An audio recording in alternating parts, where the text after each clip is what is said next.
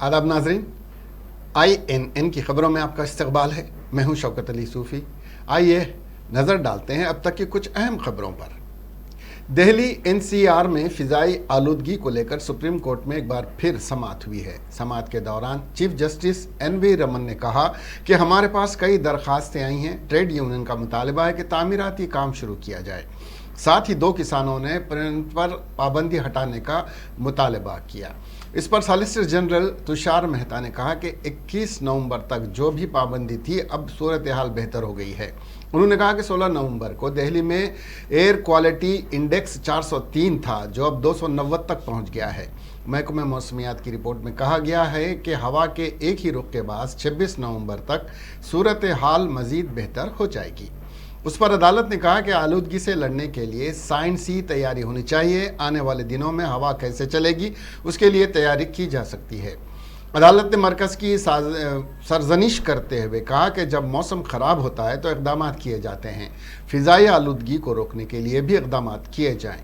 कौमी सरमाए का यह हाल है, सोचें हम दुनिया को क्या पैगाम दे रहे हैं। अदालत ने मरकज़ से तीखा सवाल किया कि हवा की वजह से हम सब बच गए, लेकिन आपने क्या किया। उस पर सॉलिसिटर जनरल ने कहा कि फ़िज़ाई आलूदगी में कमी आई है, हम 3 दिन बाद दोबारा निगरानी करेंगे। सॉलिसिटर जनरल तुषार मेहता ने अदालत को बताया कि पब्लिक ट्रांसपोर्ट को फ़रोग़ देने के लिए मरकज़ी मुलाज़मीन के लिए ख़ुसूसी बसें चलाई गई हैं।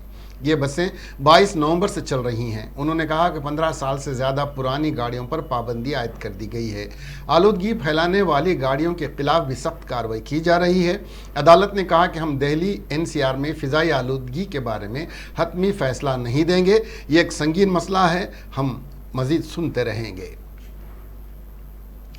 चीफ मिनिस्टर के चंद्रशेखर राव ने दूसरी मियाद में कामयाबी हासिल करने के बाद SC, BC और दीगर तबकात के साथ कई एक वादे किए थे और हैदराबाद में क्रिश्चियन भवन, बंजारा भवन, BC भवन, केरला भवन कायम करने का वादा किया करते हुए इक़्तिदार पर फायज होने के बाद उन भवनों को कायम करने के सिलसिले में अराजियात की फराहमी और फंड मंजूर करने के सिलसिले में न सिर्फ इक़दाम किए बल्कि इस सिलसिले में GO भी जारी किए गए, लेकिन आज तक एक भी भवन की तामीरी काम न तो शुरू किए गए और न ही पाए तकमील किए गए। तेलंगाना की TRS हुकूमत व वज़ीर आला के चंद्रशेखर राव ने BC भवन की तामीरी कामों के लिए 95 करोड़ रुपए मंजूर करते हुए कोकापेट में अराजी फराहम करने के सिलसिले में GO जारी किया और क्रिश्चियन भवन कायम करने के लिए 2 एकड़ अराजी फराहम करने के अलावा 5 करोड़ रुपए मंजूर किए।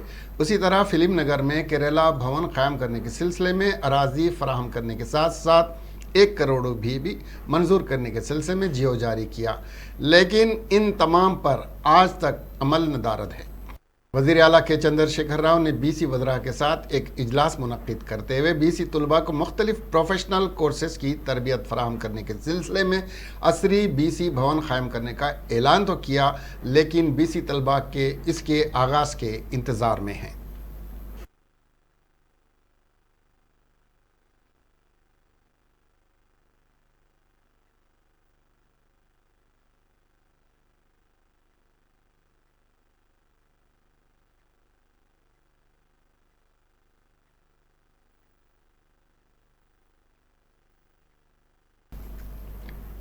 मुकामी इदारा जात के तहत मुनक़्क़िद होने वाले 12 MLC इंतखाबात के सिलसिले में पर्चे नामजदगियाँ दाखिल करने की कल आखिरी तारीख थी। TRS उम्मीदवारों को ज़्यादातर उन्हीं की पार्टी के कायदीन की जानिब से दाखिल किए गए पर्चे नामजदगियों से परेशानी का सामना और दर्द सर बना हुआ है, क्योंकि उन MLC इंतखाबात में BJP ने अपने आप को दूर रखा है और कांग्रेस ने सिर्फ 2 नशिस्तों पर मुकाबला करने का फैसला करते हुए पर्चे नामजदगी दाखिल किए हैं। करीमनगर में 2 नशिस्तों पर मुकाबला हो रहा है और 2 नशिस्तों के लिए 27 उम्मीदवारों ने पर्चे नामजदगियां दाखिल की हैं, जिनमें साबिक TRS मेयर रविंदर सिंह का पर्चा नामजदगी TRS उम्मीदवार के लिए लम्हे आखिर में तब्दील किया गया। इसी तरह आदिलाबाद से 27, वरंगल से 24, खम्मम से 3, महबूब नगर से 11 पर्चे नामजदगियां अभी तक दाखिल किए गए थे। सदर तेलंगाना प्रदेश कांग्रेस कमेटी और रुकन पार्लियामेंट रेवंत रेड्डी ने अवामुन्नास को एक खुला मकतूब लिखते हुए ये वाज़ेह किया है कि चीफ मिनिस्टर के चंद्रशेखर राव का दौरा दिल्ली 2 तरफा मैच फिक्सिंग और ड्रामाबाजी के अलावा कुछ और नहीं है। रेवंत रेड्डी ने बताया कि तेलंगाना के किसान बीजेपी और टीआरएस के दरमियान शतरंज का मोहरा बने हुए हैं और दोनों जमातें रियासत के किसानों की जिंदगियों के साथ खिलवाड़ कर रही हैं और धान की खरीदी के मसले पर टीआरएस और बीजेपी ड्रामाबाजी कर रहे हैं। उन्होंने कहा कि मुल्क की तारीख पर अगर नज़र डाली जाए तो ये वाज़ेह होता है कि मुल्क के किसानों ने मुल्क को आज़ादी दिलाने के लिए अंग्रेज़ों का मुकाबला किया था। उन्होंने बताया कि किसान मुल्क की तरक्की में रीढ़ की हड्डी का मौक़ूफ़ रखते हैं और किसान किसी भी हुकूमत का तख्ता उलटने की ताकत रखते हैं। तभी तो वज़ीर आज़म नरेंद्र मोदी ने न सिर्फ 3 ज़रई क़वानीन को वापस लिया बल्कि किसानों से माफ़ी भी मांगी। सीनियर कांग्रेसी कायद वी हनुमंत राव ने मरकज़ी और रियासती हुकूमतों से मुतालबा किया कि वो ज़िले मंचिरियाल के चिल्लुका गांव से ताल्लुक़ रखने वाले 25 साला महेश के अफराद ख़ानदान को 50 लाख रुपए की फौरी माशी इमदाद फराहम करे, जिसने बेरोज़गारी से तंग आकर चंद दिन कबल खुदकशी कर ली थी। मरकज़ में बरसर इक़्तिदार वज़ीर आज़म मोदी ने इक़्तिदार पर आने से 2 करोड़ रोज़गार फराहम करने का ऐलान किया था। उसी तरह वज़ीर आला के चंद्रशेखर राव ने तेलंगाना तहरीक के दौरान नौजवानों को पैगाम दिया था कि तश्कील तेलंगाना के बाद हर घर को एक रोज़गार फराहम किया जाएगा।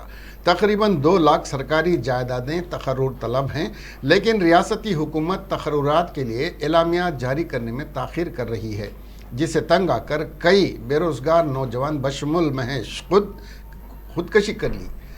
साबिक़ रुकन राज्यसभा वी हनुमंत राव ने हमेशा महेश के घर पहुंचकर उनके सरपरस्तों से मुलाकात की और अपनी जानिब से 50,000 रुपए का अतिया दिया।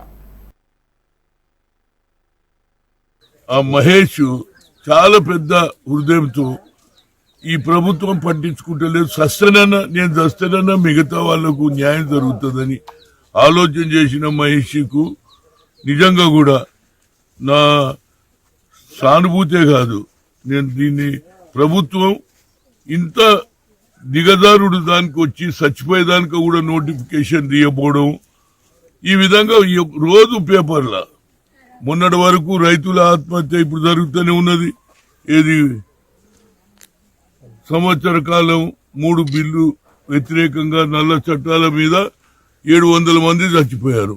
నిరుద్యోగులు నేను అనుకుంటాను బహుశా వాళ్ళు కూడా ఆల్మోస్ట్ 400-500 మంది చచ్చిపోయిండొచ్చు.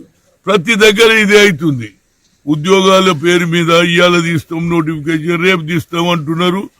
పిల్లల ఆశతో చదువుతున్నారు, చదివైనాక ఉద్యోగం రాకపోతే తల్లిదండ్రులకు నేను ఏ విధంగా పోషించాలి? ఆ తల్లి ఇప్పుడే అన్నది, నేను చాలా కష్టపడి నా కొడుకుని చదివించిన, వారికి చదువు తప్పితే ఇక వేరేది ఏమి లేదని ఆవేదన ఎక్స్ప్రెస్ చేసిందంటే, ప్రభుత్వం మరి ఇంటికో ఉద్యోగం అని తెలంగాణ వచ్చింది.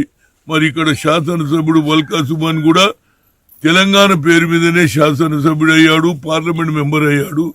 తప్పనిసరిగా అతనికి చిత్తశుద్ధి ఉండి ప్రభుత్వం మీద ఒత్తిడి తీసుకొచ్చి మినిమం ఒక 50 లక్షలు ఇప్పిస్తే వాళ్ళ కుటుంబం ఉంటుంది. అదేవిధంగా ఈ పైసలతో పాటు నోటిఫికేషన్ ఎంత తొందరగా తీపిస్తే న్యాయం అవుతుంది. ఎందుకంటే మిగతా వాళ్ళు, ఎందుకంటే 10 మందికి న్యాయం జరగాలని ఆలోచన చేసిన వ్యక్తి, నేను సచ్చి 10 మందికి లాభం చేస్తా అన్నాడు. కాబట్టి ఆ మహేష్ సావును పరిగణలో తీసుకొని ఇంత సాక్రిఫైస్ చేసిన వ్యక్తి ఎవరు ఉండరు. వేరేళ్ళ గురించి నాకు వస్తలేదు, వేరేళ్ళకు వస్తలేదు, నేను సస్తానన్నా మిగతా నాతో పాటు. ఆ మహేష్ చాలా పెద్ద హృదయంతో ఈ ప్రభుత్వం పట్టించుకుంటలేదు.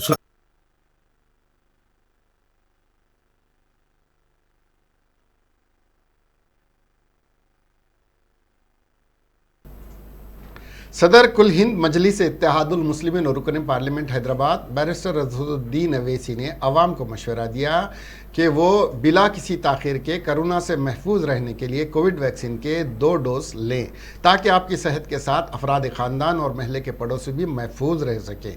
असदुद्दीन ने आज हल्के असम्बली याकुतपुरा कलंदर नगर में मुफ्त वैक्सीन सेंटर के मुआयने के बाद मुखातिब करते हुए कहा है कि कोरोना अभी ख़त्म नहीं हुआ है, उसके असरात अभी जारी हैं, जिसके बाद कोरोना से मौतें अमवात हो रही हैं। असदुद्दीन अवैसी ने जानों की हिफाजत के लिए वैक्सीन लेने को लाजमी करार दिया।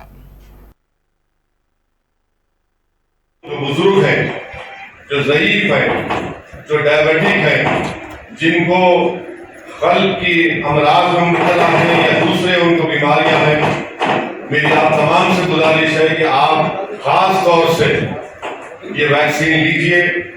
میں اور مجلس کے تمام ذمہ داروں نے الحمدللہ 2 ویکسین لے چکے ہیں، اور آپ جانتے ہیں کہ جب پہلا ویکسین دینے کا سلسلہ شروع ہوا، سب سے پہلے میں خود جا کر ویکسین لیا تاکہ آپ لوگوں تک یہ پیغام پہنچ سکے، تاکہ آپ لوگوں کے دلوں میں اگر خدا نہ خواستہ کوئی غلط فہمی ہے یا پھر شکوک و شبہات ہیں اس کو دور کیا جائے۔ میں اس سلسلے میں تمام قوم اور ملت کے، سوسائٹی کے، معاشرے کے ذمہ داروں سے یہ اپیل کروں گا کہ وہ ان حضرات سے، عوام سے اپیل کریں کہ اگر وہ پہلا ڈوز نہیں لیے تو پہلا ڈوز لیں، اور اگر پہلا ڈوز لے لیے دوسرا ڈوز ان کو لینا ہے کووشیلڈ کا، کوویکسین کا، اور 84 ڈیز ہو چکے ہیں تو فوراً دوسرا ڈوز لیں۔ ہم تمام کی ذمہ داری ہے کہ ہم اپنے شہر کو، اپنے ریاست کو، اپنے ملک کو اس وبا سے بچائیں، تاکہ وہ جو دوسری کووڈ کی سیکنڈ ویو میں آپ اور ہم نے دیکھا کہ کیسے لوگوں کی موت ہو رہی تھی، کیسے اسپتال میں بیڈ نہیں مل رہے تھے، آکسیجن کی کمی تھی، دواؤں کی کمی تھی، تو خدا نہ خواستہ، لاکھوں بار خدا نہ خواستہ یہ ہم دوبارہ اس موڑ پر نہ چلے جائیں۔ اسی لیے آپ تمام سے میں گزارش کر رہا ہوں، بحیثیت رکن پارلیمان حیدرآباد کے، بحیثیت ایک ذمہ دار مجلس اتحاد المسلمین کے، بحیثیت ایک معاشرے کے، ایک اور ملک کے شہری ہونے کے ناطے میری آپ تمام سے گزارش ہے کہ کووڈ کا دوسرا ویکسین لیجئے اور حلقے۔ آندھرا پردیش کے وزیر اعلیٰ وائی ایس جگن موہن ریڈی نے وزیر اعظم نریندر مودی اور مرکزی وزیر داخلہ امت شاہ کو ایک خط لکھا ہے جس میں ہنگامی سیلاب کی امداد کے تحت 1000 کروڑ روپے کی منظوری کا مطالبہ کیا گیا ہے۔ انہوں نے آندھرا پردیش میں سیلاب سے ہونے والے نقصان کا جائزہ لینے کے لیے ایک مرکزی ٹیم بھیجنے کی درخواست کی تھی۔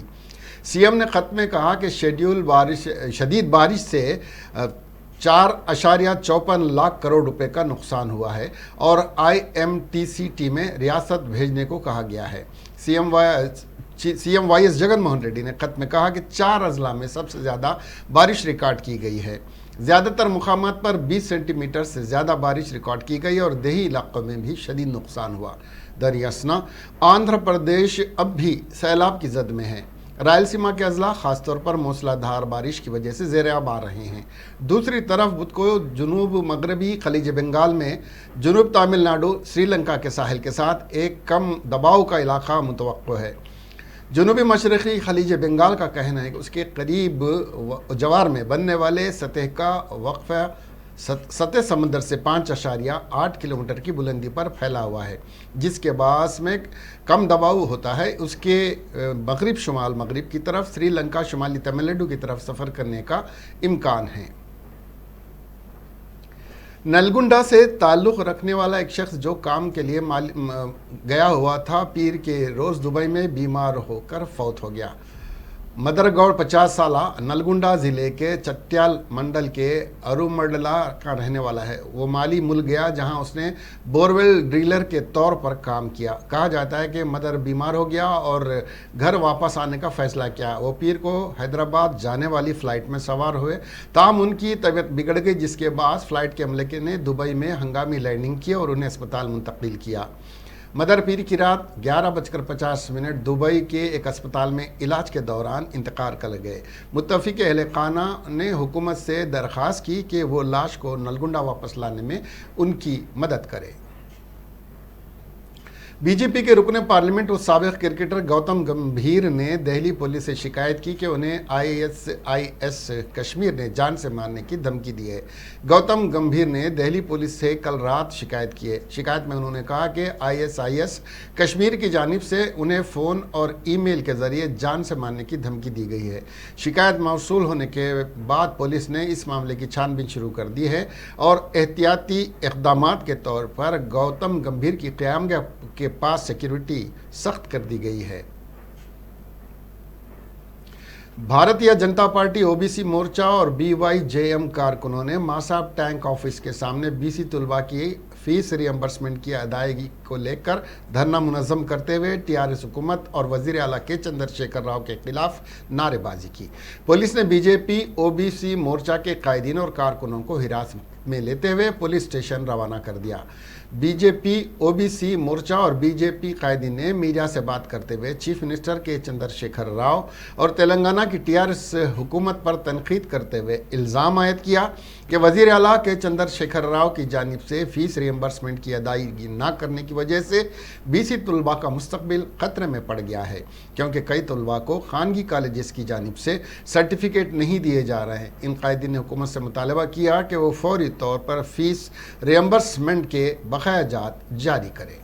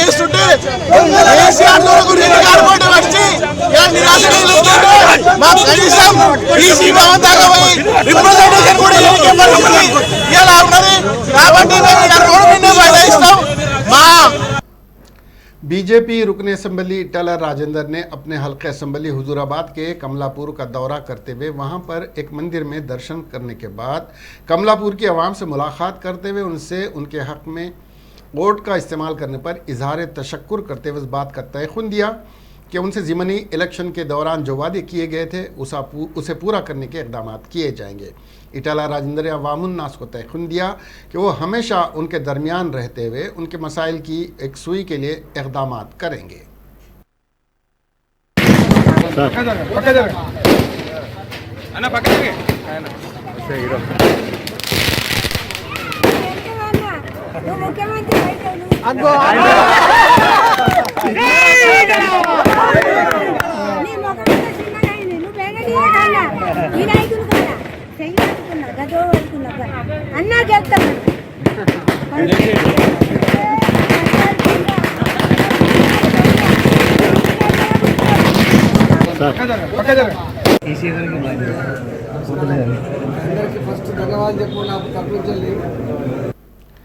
रियासत तेलंगाना का आदिलाबाद ज़िला कोहर की चादर में है। ज़िला मुस्तक़र में सुबह की अवलीन सातों में हर तरफ कोहर देखा जा रहा है।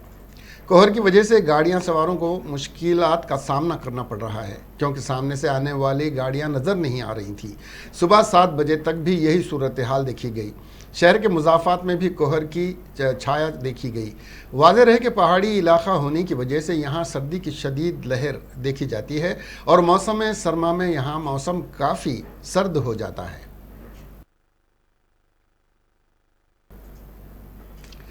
इसके साथ ही ये खबरें यहीं ख़त्म हुई। अब हमें दीजिए इजाज़त और देखते रहिए INN चैनल। खुदा हाफ़िज़।